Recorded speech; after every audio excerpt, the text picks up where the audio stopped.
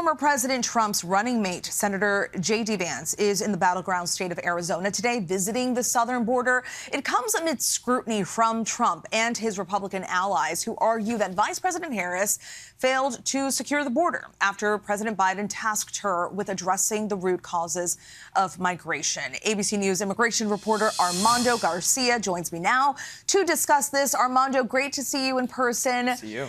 Immigration, it is a big part of this election. It is a big talker. What can you tell us about migrant encounters in this region where Vance is visiting? Well, Vance is going to be going to the Tucson sector. This is actually the area that's been the busiest so far this fiscal year.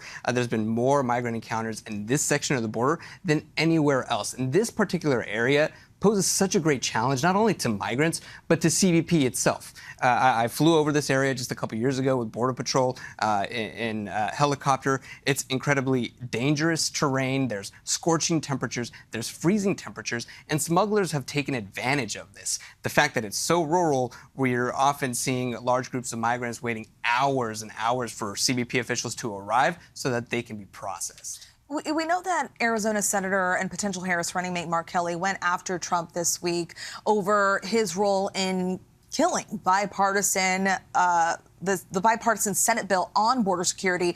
How significant is it that Vance is visiting that same area today?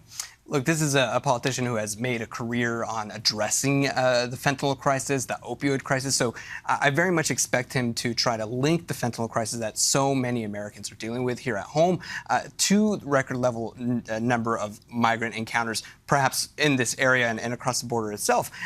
But of course, we know if we look at the numbers, the majority of the drugs that are actually seized at the border are seized at checkpoints, presumably by U.S. citizens or people who are freely able to transfer and transport themselves in between the two countries, not on the backs of asylum seekers. Armando, always great to see you. Thanks for all of that information. Really appreciate your time. Immigration reporter Armando Garcia.